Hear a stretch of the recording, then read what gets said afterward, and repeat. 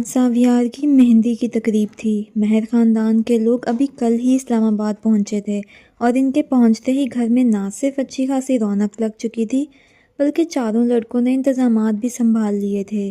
مہندی کی تقریب گھر کے لان میں ہی تھی اور اپنے پورے عروج پر تھی۔ زاویار اور عائشہ کو نکاح کے بعد سٹیج پر لایا گیا۔ ملیحہ اپنے اکلوتے بھائی کی شادی پر بہت خوش تھی اور اس نے بہت سے گانوں پر ڈانس بھی تیار کر رکھا تھا۔ ذروہ اور علیشہ مسلسل باتیں کرتے ہوئے اسے ڈانس کرتا ہوا دیکھ رہی تھیں۔ ذروہ پیلے رنگ کے چوڑی دار پاجامے اور فراک کے ساتھ مہندی رنگ کا دوپٹہ لیے قیامت ڈھا رہی تھی۔ اس کے گھٹنوں تک آتے بال اس کے حسن کو ہمیشہ کی طرح مزید چار چاند لگا رہے تھے۔ بلا شبہ ذروہ نے یہ حسن اپنی ماں سے چرایا تھا۔ علیشہ کا دل مچل رہا تھا کہ وہ بھی ڈانس کرے، مگر آلیار کے ڈر کی وجہ سے وہ بس دور کھڑی دیکھ رہی تھی۔ ذروہ کی حالت بھی کچھ ایسی ہی تھی۔ ملیحہ کافی مرتبہ انہیں بلانے آئی پر دونوں نے صاف انکار کر دیا۔ کچھ دیر بعد علیشہ کسی کام سے اندر گئی تو ملیحہ زبردستی ذروہ کو کھینچتی ہوئی سٹیج پر لے گئی۔ ذروہ نے ارد گرد نگاہ دوڑائی مگر اسے آلیار کہیں بھی نظر نہ آیا، تو اس نے سوچا کہ اب اگر وہ اتنا اصرار کر ہی رہی ہے تو کیوں نہ اس کا دل رکھنے کے لیے تھوڑا سا ڈانس کر ہی لوں۔ علیشہ جب لان میں واپس آئی تو سب سے پہلے اس کی نظر آلیار پر پڑی جو کافی غصے میں دکھائی دے رہا تھا۔ جب علیشہ نے آلیار کی نظروں کا تعاقب کیا تو اسے ذروہ میڈم ملیحہ کے ساتھ سٹیج پر ڈانس کرتی نظر آئی۔ علیشہ کو پہلے تو سمجھ نہیں آیا کہ وہ کیا کرے، مگر تھوڑی دیر بعد اس نے کچھ سوچتے ہوئے اپنے قدم سٹیج کی جانب بڑھائے اور اسے فوراً نیچے اتارا اور پھر ذروہ کو اس کلاس کے بارے میں بتایا جو عنقریب اس کی ہونے والی تھی۔ یار علیشہ، قسم سے میں ڈانس نہیں کرنا چاہ رہی تھی، وہ ملیحہ مجھے زبردستی لے کر گئی تھی۔ ذروہ رو دینے کو تھی۔ اچھا یار، تم پریشان نہیں ہو، ہم جلدی کمرے میں چلے جائیں گے تاکہ بھائی سے ہمارا سامنا ہی نہ ہو، علیشہ نے تسلی دی۔ مہندی کی تقریب ختم ہوتے ہی ذروہ ایسے غائب ہوئی جیسے گدھے کے سر سے سینگ۔ ذروہ اور علیشہ سونے کے لیے لیٹنے ہی والی تھی جب ادہم کمرے میں داخل ہوا اور بولا، ذروہ تمہیں آلیار بھائی بلا رہے ہیں۔ جیسے وہ آیا ویسے ہی چلا گیا، مگر ذروہ کو سمجھ نہیں آیا کہ وہ کیا کرے تو علیشہ نے مشورہ دیا کہ ابھی یہیں بیٹھی رہو، جب ان کا غصہ ٹھنڈا ہوگا تب چلی جانا۔ مزید آدھے گھنٹے بعد دھاڑ کی آواز سے دروازہ کھلا اور آلیار اندر آتا ہوا دکھائی دیا۔ اسے دیکھ کر ذروہ علیشہ بھی ڈر گئی اور دونوں فوراً بیڈ سے نیچے اتریں۔ تمہیں میں نے نیچے بلایا تھا؟ آلیار نے ذروہ کو سرد نگاہوں سے دیکھتے ہوئے پوچھا۔ جی، ذروہ بمشکل بولی۔ تو میری بات کی کوئی اہمیت نہیں تھی؟ وہ سینے پر ہاتھ باندھے پوچھ رہا تھا۔ اس سے پہلے کہ ذروہ بولتی علیشہ درمیان میں بول پڑی، بھائی میں نے ہی منع کیا تھا کہ ابھی نہ جائے، جب آپ کا غصہ ٹھنڈا ہوگا تب چلی جائے۔ تم سے کسی نے کہا تھا کہ مشورہ دو؟ بولو، آلیار غصے سے بولا۔ نہیں بھائی، علیشہ بس اتنا ہی کہہ سکی۔ اور تم؟ میں نے بار بار منع کیا تھا نا کہ تم دونوں میں سے مجھے کوئی بھی ڈانس کرتا ہوا نظر نہ آئے، آلیار نے پوچھا۔ ذروہ کھڑی زمین کو دیکھتی رہی۔ منع کیا تھا نا، ہاں یا نہ؟ وہ غصے سے بولا۔ اس کے بولنے پر وہ سہم گئی اور اس بات میں سر ہلا گئی۔ تو پھر میری کہی ہوئی بات سمجھ نہیں آئی تھی؟ آلیار بھائی، وہ ملیحہ مجھے زبردستی لے کر گئی تھی، میں تو نہیں جانا چاہ رہی تھی۔ یہ کہتے ہی وہ رو پڑی۔ آج ہو گیا ہے، یہ آئندہ نہ ہو، ورنہ مجھ سے برا کوئی نہیں ہوگا۔ اس کے لہجے میں سختی تھی۔ I am sorry. یہ کہتے ہی وہ کمرے میں جس رفتار سے داخل ہوا تھا اسی رفتار سے باہر نکل گیا۔ آلیار کے جاتے ہی علیشہ ذروہ کو چپ کروانے لگی۔ صبح آلیار کو ناشتے کی میز پر ذروہ کی سوجی سوجی آنکھیں دیکھ کر افسوس ہوا، مگر وہ سر جھٹک کر دوبارہ ناشتہ کرنے لگا۔ ایسا پہلی دفعہ ہوا تھا کہ اسے ذروہ کو اتنی بری طرح سے ڈانٹنا پڑا تھا، لیکن آلیار اوپر سے جتنا سخت تھا اندر سے اتنا ہی نرم بھی تھا۔ کیا ہوا ہے ذروہ، تمہاری طبیعت تو ٹھیک ہے نا؟ دادی جان ذروہ کے چہرے کو غور سے دیکھتی ہوئی بولی۔ جی بس تھوڑا سر میں درد تھا رات کو۔ یہ کہتے ہوئے اس کی نظر آلیار کی جانب اٹھی تو دیکھا کہ آلیار بھی اسے ہی دیکھ رہا تھا۔ تو میری جان، دوائی لینی تھی نا؟ دادی جان پیار سے بولی۔ جی لی تھی، اور اب تو بالکل ٹھیک ہوں میں، آپ فکر نہ کریں، وہ مسکرائی۔ شام میں ذروہ مرتضیٰ صاحب کو ڈھونڈتی ہوئی لان میں آئی تو وہاں حیدر صاحب، ارتضیٰ صاحب، اکرم صاحب، زاویار اور آلیار پہلے ہی موجود تھے اور کچھ بات کر رہے تھے۔ بابا، ذروہ نے مرتضیٰ صاحب کو مخاطب کیا۔ ہاں کیا ہوا بچے؟ وہ اس کی طرف متوجہ ہوئے۔ مجھے مال جانا ہے۔ اس وقت؟ انہوں نے سوالیہ نظروں سے ذروہ کی طرف دیکھا۔ جی میرے ڈریس کے ساتھ کی میچنگ جیولری گھر رہ گئی ہے اور اب مجھے نئی خریدنی ہے۔ پر بچے ابھی تو میں مصروف ہوں، اس وقت تو بالکل نہیں جا سکتا۔ تمہیں مجھے صبح بتانا چاہیے تھا نا۔ مجھے نہیں پتا بابا، آپ بس چلے میرے ساتھ، وہ بضد تھی۔ اچھا تم ارحم یا روشان سے کہو کہ وہ لے جائیں تمہیں، انہیں پھپھو نے ہار لینے بھیجا ہے، ضروا نے بتایا۔ پھر تم علیشا سے جیولری لے لو کیونکہ اس وقت میرا نکلنا مشکل ہے۔ ضروا نے ایک خفا سی نظر مرتضیٰ صاحب کے چہرے پر ڈالی اور اندر کی جانب بڑھ گئی۔ آلیار ضروا کو ڈھونڈتا ہوا اس کے کمرے میں آیا تو دیکھا کہ وہ صوفے پر بیٹھی آنسو بہا رہی تھی۔ ضروا، آلیار نے پکارا۔ جی آلیار بھائی، اس نے سر اٹھایا۔ چلو جلدی سے اٹھو، میں تمہیں لے کر جا رہا ہوں مال۔ سچی؟ وہ خوشی سے چہک اٹھی۔ ہاں فوراً نیچے آؤ، میں انتظار کر رہا ہوں تمہارا۔ پھر وہ جاتے جاتے پلٹا اور بولا، لیکن سب سے پہلے اپنے یہ آنسو صاف کرو۔ شاباش۔ جی جی میں کر رہی ہوں، وہ آنسو صاف کرتی ہوئی مسکرا کر بولی۔ ضروا ایسی ہی تھی، چھوٹی چھوٹی باتوں پر خوش ہو جانے والی۔ جب ضروا گاڑی میں آ کر بیٹھی تو وہ بولا، اب تم بڑی ہو گئی ہو، ایسی چھوٹی چھوٹی باتوں پر روتے نہیں ہیں۔ میں تو نہیں روتی، یہ تو خود بخود باہر نکل آتے ہیں، وہ مسکراہٹ دبا کر بولی۔ آلیار اس کی بات پر سر بس نفی میں ہلا کر رہ گیا۔ اچھا ضروا، میں کل رات کے حوالے سے تم سے کچھ کہنا چاہتا ہوں، وہ ڈرائیونگ کرتا ہوا بولا۔ ضروا نے آلیار کی طرف دیکھا تو اس نے بات شروع کی۔ ضروا، جس عمر میں تم ہو نا، اس عمر میں عام طور پر لڑکیوں کو ڈانس کرنے میں دلچسپی ہوتی ہے۔ در حقیقت ہمارا معاشرہ جاہلیت کا شکار ہو چکا ہے، اور یہ معاشرہ کچھ اس طرح کا بن چکا ہے کہ اب یہاں یہ سمجھا جاتا ہے کہ ناچ گانے کے بغیر کوئی شادی ہو ہی نہیں سکتی، اور لڑکیاں بھی فخر محسوس کرتی ہیں یہ بتاتے ہوئے کہ انہیں ڈانس کرنا آتا ہے، مگر یہ کوئی قابل فخر چیز نہیں ہے۔ لڑکیاں یوں لوگوں کے سامنے ناچتی ہوئی اچھی نہیں لگتیں۔ ذرا بچے، عورتوں کا ایک بلند مقام ہے جہاں سے انہیں نیچے ہرگز نہیں گرنا چاہیے۔ یہ دنیا چاہے جتنی بھی ترقی کیوں نہ کر لے، چاہے جتنی بھی ماڈرن کیوں نہ ہو جائے، اس معاملے میں ماڈرن نہیں ہو سکتی، اور اگر کبھی ہو بھی گئی تو اسے جاہلیت کے سوا کچھ نہیں سمجھا جائے گا، کیونکہ لڑکیاں حیا کے ساتھ ہی اچھی لگتی ہیں۔ لڑکیوں کی ایک الگ قسم کی عزت، الگ قسم کا مقام اور احترام ہے جس کا خیال انہیں خود رکھنا ہے۔ وہ ایک بار پھر اسے سمجھا رہا تھا۔ آپ ٹھیک کہہ رہے ہیں، ضروا نے اقرار کیا کیونکہ اسے آلیار کی باتیں اچھی لگی تھیں۔ مگر ڈانس کرنے سے آپ نے صرف علیشا اور مجھے ہی کیوں منع کیا، ملیحہ کو کیوں نہیں؟ جو سوال اس کے ذہن میں تھا وہ زبان پر لے آئی، کیونکہ جتنے حق کے ساتھ میں تمہیں اور علیشا کو کسی بات سے منع کر سکتا ہوں اسے نہیں، اس نے سنجیدگی سے جواب دیا۔ ضروا نے اس بات میں سر ہلایا۔ باقی کل تم پر کچھ زیادہ ہی غصہ کر گیا تھا میں، اس کے لیے افسوس ہے مجھے، وہ گاڑی پارک کرتا ہوا بولا۔ افسوس نہ کریں آلیار بھائی، بس اب اپنی جیب ہلکی کریں، وہ آنکھوں میں شرارت لیے بولی۔ آلیار اس کی بات سن کر مسکرائے بغیر نہ رہ سکا۔ ضروا جیولری پسند کر رہی تھی اور ساتھ ساتھ آلیار کو بھی دکھا رہی تھی۔ پھر آلیار کا موبائل فون بج پڑا تو وہ ضروا کو وہیں چھوڑ کر ذرا سائڈ پر جا کر فون سننے لگا۔ اس کے جاتے ہی ایک لڑکا ضروا کے پاس آیا اور بولا، ہیلو بیوٹیفل۔ ضروا نے پلٹ کر دیکھا تو وہ اسے ہی دیکھ رہا تھا۔ جی؟ اس سے پہلے کہ وہ کچھ اور کہتا آلیار ادھر چلا آیا تو وہ لڑکا فوراً سے پہلے غائب ہوا۔ ہو گیا سلیکٹ؟ آلیار نے پوچھا۔ جی ہو گیا، چلتے ہیں۔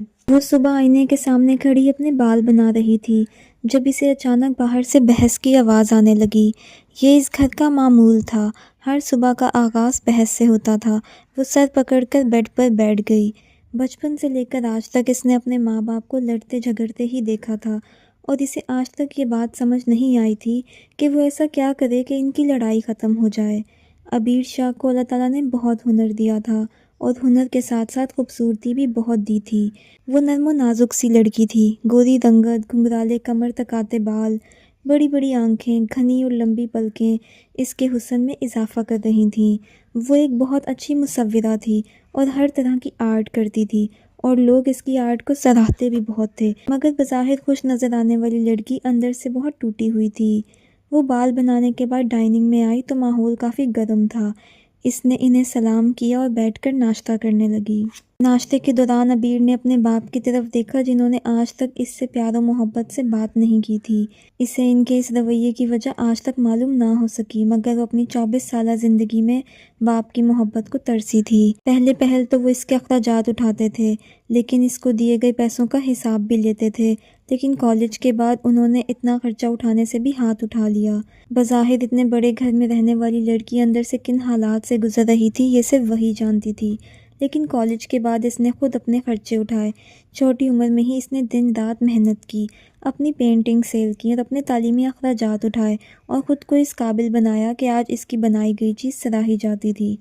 وہ اپنے ماضی میں کھوئی ہوئی تھی اور ہوش میں تب آئی جب اس کے دونوں بھائی بلال شاہ اور حمزہ شاہ آ کر بیٹھے۔ بلال شاہ بہت کم ہی اسلام آباد میں پایا جاتا تھا کیونکہ زیادہ تر وہ کراچی میں رہتا تھا۔ وقار شاہ اپنے بیٹوں پر جان چھڑکتے تھے، ان کے منہ میں ابھی بات ہوتی ہی تھی کہ وہ فوراً پوری کر دیتے تھے، اس لیے بلال شاہ کی کراچی میں رہنے والی ضد کے آگے بھی وہ انکار نہ کر سکے اور بخوشی اجازت دے دی۔ اگر اس گھر میں کسی کی حیثیت 1% جتنی بھی نہیں تھی تو وہ اس کی ماں صبا شاہ اور وہ خود تھی۔ ہلکے پھلکے ناشتے کے بعد عبیر آرٹ کالج جانے کے لیے اٹھ کھڑی ہوئی۔ ڈگری مکمل ہونے کے بعد اسے NCA national college of arts میں ہی جاب مل گئی تھی، اور یہ جاب اتنی جلدی سے اپنے ہنر اور محنت کی وجہ سے ملی تھی۔ آج اس کا NCA میں پہلا دن تھا اور وہ کسی صورت لیٹ نہیں ہونا چاہتی تھی، اس لیے جلدی نکل رہی تھی۔ ابھی وہ پورچ میں ہی پہنچی تھی کہ اس کے پیچھے حمزہ چلا آیا۔ عبیر، حمزہ نے بلایا۔ ہاں بولو، کیا ہوا؟ عبیر نے پوچھا۔ تمہارا آج NCA میں پہلا دن ہے نا، پھر بھی تمہارے چہرے پر اتنی اداسی ہے۔ تمہیں تو آج کے دن خوش ہونا چاہیے کہ اللہ تعالیٰ اتنی جلدی تمہیں سب کچھ عطا کر رہے ہیں۔ حمزہ خوشی سے اس کی طرف دیکھتا ہوا بولا۔ تم ٹھیک کہہ رہے ہو، مگر شاید اب میں خوش رہنا بھول چکی ہوں۔ مجھے اب ان چھوٹی چھوٹی خوشیوں سے کوئی فرق نہیں پڑتا حمزہ، عبیر سنجیدگی سے بولی۔ تم خوش ہو یا نہ ہو، لیکن تمہیں پتہ ہے نا تمہارا بھائی تمہارے لیے کتنا خوش ہے، اسی لیے آج تمہیں میں ڈراپ کروں گا۔ اس کے پیار پر عبیر بمشکل مسکرائی۔ اس لمحے حمزہ کو اس کی آنکھوں میں دکھ اور خوشی دونوں نظر آئیں۔ حمزہ، کیا فائدہ، بابا نے دیکھا کہ تم مجھے ڈراپ کر رہے ہو تو تمہیں اچھی خاصی سنائیں گے، تو جس طرح میں آنے جانے کی عادی ہوں تم مجھے اسی طرح جانے دو، میری عادتیں نہ خراب کرو۔ اس کے لہجے میں کرب صاف محسوس کیا جا سکتا تھا۔ عبیر، اب میں بچہ نہیں رہا کہ بابا کی ڈانٹ سے ڈر جاؤں گا، اب میں بڑا ہو گیا ہوں اور تمہارے لیے اسٹینڈ لے سکتا ہوں، حمزہ تھوڑا غصے سے بولا۔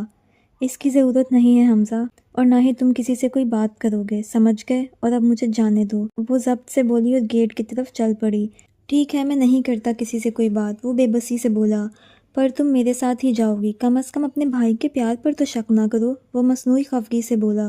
عبیر نے مڑ کر اس کی طرف دیکھا تو وہ دوبارہ بولا، اگر تم سے بڑا ہوتا نا عبیر تو قسم سے آج تمہاری ضد کی وجہ سے تمہیں 2 لگا دیتا، مگر افسوس میں چھوٹا ہوں تم سے، وہ معصوم بنتا ہوا بولا۔ عبیر کو اس لمحے اس پر بے تحاشا پیار آیا۔ وہ یہ بات جانتی تھی کہ بلال شاہ جتنی اس سے نفرت کرتا ہے، حمزہ شاہ اتنا ہی اس سے پیار کرتا ہے، اور شاید اسی لیے آج عبیر اس کے ساتھ چلنے کو راضی ہو گئی تھی۔ آج ولیمے کی تقریب تھی، تمام لڑکیاں پارلر تیار ہونے گئی تھیں۔ ملیحہ، علیشہ اور ذرا پارلر میں ادہم کا انتظار کر رہی تھیں، مگر وہ ادہم ہی کیا جو وقت پر آ جائے۔ مزید 20 منٹ گزرنے کے بعد وہ پارلر کے باہر کھڑا ان کا انتظار کر رہا تھا۔ جب وہ تینوں گاڑی میں بیٹھنے لگیں تو وہ اترتے ہوئے بولا، رکیں رکیں محترمہ، آپ تینوں کون ہیں اور میری گاڑی میں کیوں بیٹھ رہی ہیں؟ وہ انہیں تنگ کرنے کے موڈ میں تھا۔ ادہم باز آ جاؤ، علیشہ بولی۔ ارے یہ تو جانی پہچانی آواز لگ رہی ہے، اچھا یہ تم تینوں ہو، وہ سوچنے کی اداکاری کرتا ہوا بولا۔ یار قسم سے بھوت لگ رہی ہو تینوں، خیر بیٹھو گاڑی میں۔ ان کے گاڑی میں بیٹھتے ہی وہ دوبارہ بولا، اگر میں مضبوط دل کا مالک نہ ہوتا نا تو آج پکا مجھے دل کا دورہ پڑ چکا ہوتا، پکو مت، ذرا نے اس کے کندھے پر تھپڑ رسید کرتے ہوئے کہا۔ ایک تھکاوٹ سے بھرپور دن کے بعد عبیر شام کو گھر لوٹی اور آتے ہی آرام کرنے کی غرض سے کمرے میں چلی گئی۔ اس کا کمرہ بہت خوبصورتی سے سجا ہوا تھا۔ کمرے میں داخل ہوتے ہی دائیں جانب دیوار پر پینٹنگز لگی ہوئی تھیں اور اس کے ساتھ ہی بیڈ تھا، سامنے واش روم تھا اور واش روم کے ساتھ ڈریسنگ ٹیبل تھی۔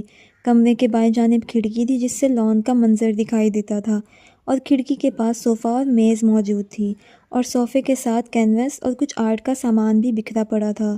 کچھ گھنٹوں بعد جب وہ کمرے سے باہر نکلی تو لاؤنج میں اسے صوفے پر اس کی ماں بیٹھی نظر آئی تو وہ انہی کے پاس چلی آئی۔ امی کیا کر رہی ہیں آپ؟ اس نے پیچھے سے ان کے گرد بازو پھیلائے۔ میں وہ کچھ نہیں، صبا شاہ کپ کپاتی آواز میں بولی۔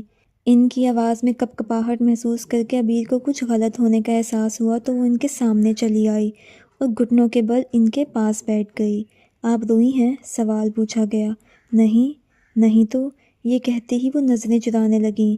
جب روئی نہیں ہیں تو مجھ سے نظریں کیوں چرا رہی ہیں؟ ادھر دیکھیں میری طرف اور بتائیں مجھے کہ کیا ہوا ہے؟ عبیر ان کا ہاتھ پکڑ کر نرمی سے بولی۔ عبیر کچھ لمحے ان کے بولنے کا انتظار کرتی رہی۔ جب وہ کچھ نہیں بولی تو اسے بے چینی ہونے لگی اور وہ ان کے آگے ہاتھ جوڑتی ہوئی بولی، خدا کے لیے امی مجھے کچھ بتائیں، ورنہ میں سوچ کر پاگل ہو جاؤں گی میں، سن رہی ہیں آپ؟ وہ نہ چاہتے ہوئے بھی اونچی آواز میں بولی۔ عبیر میری جان، یہ کہتے ہی وہ رونے لگیں۔ وہی ہوا ہے جو ہمیشہ ہوتا ہے، کچھ نیا نہیں ہے، وہ بے بسی سے بولیں۔ انہوں نے آپ کو مارا ہے؟ پھر ہاتھ اٹھایا ہے آپ پر؟ اس نے سوال کیا۔ کیوں بار بار ایک ہی سوال پوچھ کر میرا ضبط آزماتی ہو جب جواب تمہیں پتہ ہوتا ہے؟ کیوں اٹھایا ہے ہاتھ؟ جواب دیں۔ اور آپ اپنے حق کے لیے لڑتی کیوں نہیں ہیں امی؟ آخر کب تک ان کی مارے سہتی رہیں گی؟ وہ جواب طلب کر رہی تھی۔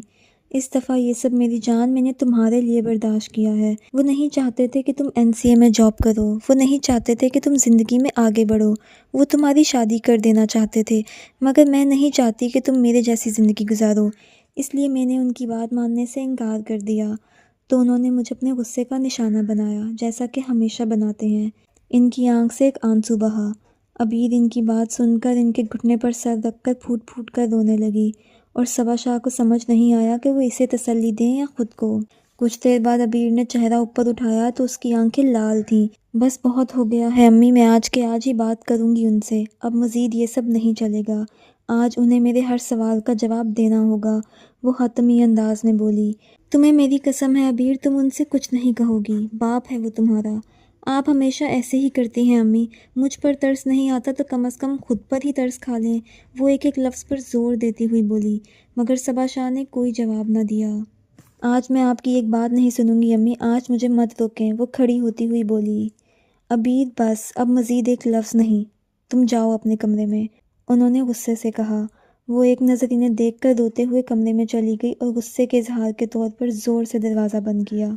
ولیمے کی تقریب ختم ہوتے ہی روشان، ارحم، ضروا اور علیشہ سب سے پہلے ہال سے نکلے، کیونکہ وہ جانتے تھے کہ سب انہیں کبھی بھی اکٹھے نکلنے نہیں دیں گے ان کی شرارتوں کی وجہ سے، اس لیے کسی کو بھی پتہ لگنے سے پہلے وہ گاڑی لے کر غائب ہو چکے تھے۔ راستے میں انہوں نے آئس کریم پارلر دیکھا تو ضروا نے کہا، کیوں نہ گھر جانے سے پہلے آئس کریم کھاتے جائیں؟ مگر یار اس طرح، ارحم نے ان کے کپڑوں کی طرف اشارہ کیا۔ کچھ نہیں ہوتا یار، اور ہم نے تھوڑی دیر ہی تو بیٹھنا ہے، اور کون سا مفت میں کھانا ہے جو وہ ہمیں اندر گھسنے نہیں دیں گے، علیشہ بولی۔ اچھا بابا چلو، ویسے بھی تم لوگوں نے کون سا ہماری مان لینی ہے، ارحم گاڑی پارک کرتا ہوا بولا۔ ضروا کو آئس کریم کھاتے ہوئے بار بار کسی کی نظروں کی تپش خود پر محسوس ہو رہی تھی۔ اس نے کافی مرتبہ ادھر ادھر دیکھا مگر کوئی اسے نہ دکھا۔ ضروا یہ تم کیا گردن ادھر ادھر گھما رہی ہو، گردن میں اسپرنگ لگا رکھا ہے کیا؟ روشان جو کب سے بیٹھا اس کی حرکت نوٹ کر رہا تھا پوچھے بغیر نہ رہ سکا۔ بس ایسے ہی۔ ضروا کو لگا کہ یہ اس کی غلط فہمی بھی ہو سکتی ہے، اس لیے اسے نہیں بتایا، مگر اسے یہاں بیٹھ کر مسلسل بے چینی ہو رہی تھی تو بولی، چلو واپس چلتے ہیں۔ پہلے آنے کی جلدی تھی اب جانے کی، سکون سے بیٹھ کر پہلے آئس کریم تو کھا لو پھر چلتے ہیں، ارحم نے کہا۔ یار اٹھو نا، ضروا نے پھر اصرار کیا، کیونکہ اسے لگ رہا تھا کہ وہ اب بھی کسی کے فوکس میں ہے۔ بس 2 منٹ بیٹھ جاؤ، میری ختم ہونے ہی والی ہے پھر چلتے ہیں، اور ویسے بھی اتنے عرصے بعد ہم چاروں اکٹھے باہر نکلے ہیں، اس لیے تھوڑا صبر کرو، علیشہ آئس کریم کے ساتھ بھرپور انصاف کرتی ہوئی بولی۔ ارحم جب گاڑی لینے گیا تو روشان کو یاد آیا کہ وہ اپنا والیٹ اندر ہی بھول گیا ہے، تو وہ انہیں انتظار کرنے کا کہہ کر اندر کی جانب بڑھا۔ اس کے جاتے ہی ایک لڑکا ان کے پاس آیا اور بولا، مس۔ دونوں نے اس انجان شخص کی طرف دیکھا۔ جی ہم نے پہچانا نہیں، ضروا نے کہا۔ آپ پہچانیں گی بھی کیسے، آج ہم دوسری بار جو ملے ہیں، وہ لڑکا مسکراتے ہوئے بولا۔ میں آپ کو نہیں جانتی، آپ جائیں یہاں سے، ضروا کو اس کی مسکراہٹ زہر لگی، اس لیے دبے دبے غصے سے بولی۔ دیکھیں مس، غصہ نہ کریں اور اپنا نام تو بتاتی جائیں، وہ اس کی آنکھوں میں دیکھتا ہوا بولا۔ چلو علیشہ، ضروا اس کا ہاتھ پکڑ کر آگے بڑھ گئی کیونکہ اسے ارحم نظر آ گیا تھا۔ رکیں تو مس بیوٹیفل، آپ کو کبھی کسی نے بتایا ہے کہ آپ کتنی خوبصورت ہیں، وہ پیچھے سے بولا۔ ضروا اس کی بات سنی انسنی کرتی ہوئی گاڑی میں جا بیٹھی اور خود کو نارمل کرنے لگی۔ کیا تم اسے جانتی ہو، علیشہ نے اس سے آہستہ آواز میں پوچھا۔ پاگل ہو، میں تو اس سے آج تک ملی بھی نہیں، فضول بکواس کر رہا تھا وہ۔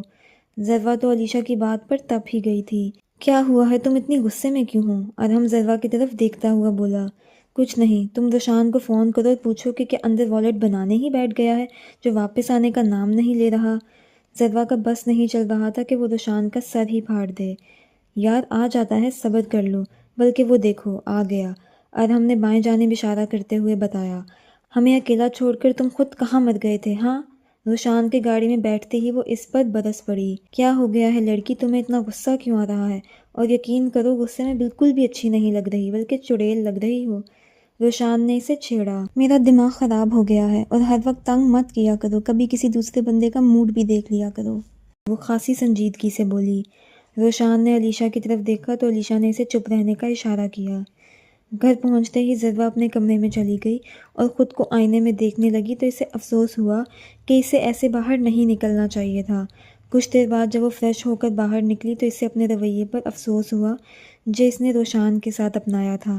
بھلا اس میں اس کا کیا قصور تھا جو میں نے اسے کھری کھری سنا دی؟ اسے منانے کی غرض سے وہ کمرے سے باہر نکلی تو دیکھا کہ روشان لاؤنج میں ہی بیٹھا تھا۔ روشان، ضرورہ نے پکارا، مگر وہ اسے اگنور کر کے موبائل فون استعمال کرتا رہا۔ روشان، میری بات سنو، وہ اس کے پاس بیٹھتی ہوئی بولی۔ مجھے تم سے نہ ہی کوئی بات کرنی ہے اور نہ ہی آئندہ میں تم سے کوئی مذاق کروں گا۔ وہ ایک خفا سی نظر اس کے چہرے پر ڈال کر بولا اور واپس موبائل استعمال کرنے لگا۔ یار اس وقت میں پریشان تھی تو سارا غصہ تم پر نکال دیا۔ ایم سوری نا۔ کیوں پریشان تھی؟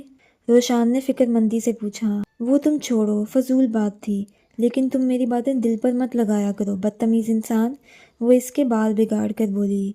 آج سارے اسلام آباد سے کراچی واپس جا رہے تھے سوائے ریان کے، کیونکہ ریان کو اپنے ہسپتال کے سلسلے میں یہاں کچھ ڈاکٹرز سے ملنا تھا اور ضروری معاملات طے کرنے تھے۔ سب سے ملنے اور انہیں جلد کراچی آنے کی تاکید کر کے ریان سمیت سب انہیں خدا حافظ کہہ کر اپنی اپنی گاڑیوں کی جانب بڑھ گئے۔